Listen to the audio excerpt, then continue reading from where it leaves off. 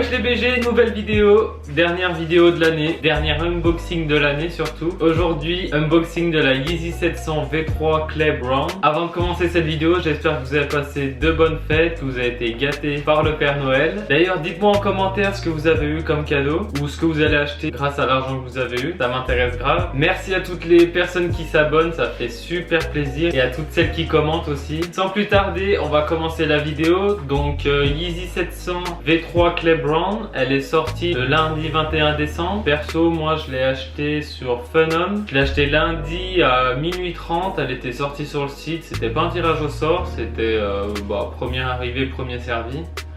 Après, il y a eu des tirages au sort sur SNS, Adidas et d'autres sites. Moi, je l'ai acheté directement sur Phenom, un shop français. La paire, elle était grave simple à avoir. D'ailleurs, elle cote pas beaucoup au resell. Elle vaut 200 €. Elle a 210 à ma taille, donc franchement, ça va. Après, vous allez voir dans la vidéo pourquoi c'est pas cher et ce qu'il faut vraiment l'acheter. Avant de vous montrer la boîte, je vais vous dire les autres coloris qu'il y a. Alors, il y a eu la première Yeezy, il y a eu la Azael. C'était la première qui est sortie l'année dernière. D'ailleurs, c'était en décembre. Ensuite, il y a eu la Alva.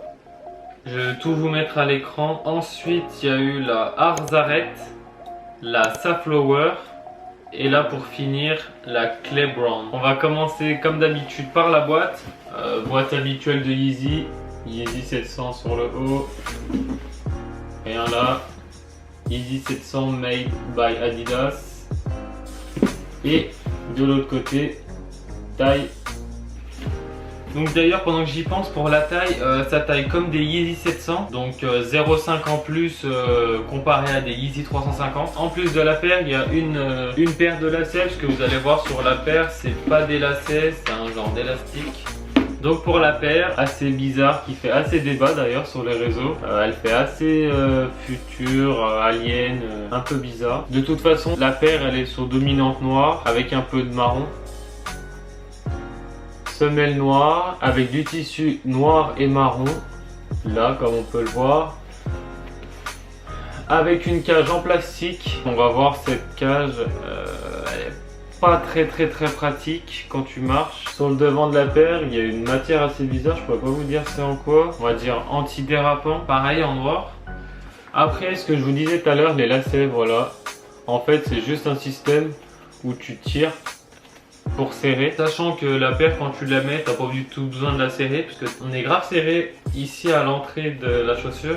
J'ai galéré à la mettre, pourtant elle est bien à ma taille la paire, mais j'ai galéré à rentrer mon pied dedans. Donc ceux qui ont des pieds larges, je vous conseille pas forcément cette paire. Et pour finir, on peut voir les deux bandes de 3M sur le devant de la paire. Ça, franchement, je m'en fous un peu. Et le logo Adidas dessous. Comme vous pouvez le voir, c'est pas une semelle boost.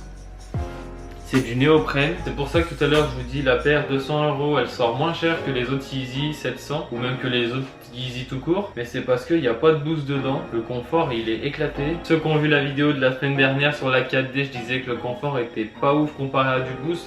Mais alors là, c'est encore pire. Franchement, la paire, je la recommande pas du tout à ceux qui veulent avoir du confort. Après, ceux qui aiment bien le design, ça fait une paire vraiment pas chère. Donc à voir vos envies si vous préférez avoir une paire stylée ou une paire confortable. Je sais que moi en tout cas, je vais pas la garder. Le design, je suis assez perplexe dessus.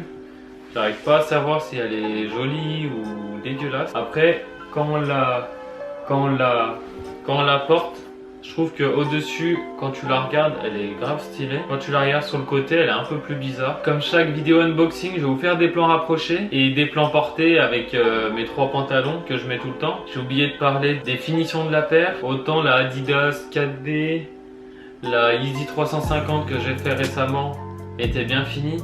Autant là, on voit vraiment des points de colle partout tout autour de la paire. Le tissu, il y a des endroits, il est déjà un peu usée alors qu'elle n'a jamais été portée. Donc pour en conclure de cette paire, c'est une paire niveau esthétique qui change totalement comparé aux paires qui sortent de chez Adidas ou même des autres marques. Prix 200 €, ça reste un prix, mais c'est toujours moins cher que les autres Yeezy ou que même certaines Nike. Par contre, oui, tout ce qui est niveau confort et finition sur celle-là, c'est vraiment pas ouf. Achetez-la pour le style et non pour le confort. Pour ceux qui veulent faire un cadeau de Noël, n'hésitez pas à vous abonner, ça fait hyper plaisir et ça pourra m'aider pour pour plus tard, peut-être pour avoir des paires et pouvoir faire plus d'unboxing sur des paires chaudes. Si tu m'as découvert à travers cette vidéo, n'hésite pas à liker, à commenter, à partager, à t'abonner. Sur ce, bye!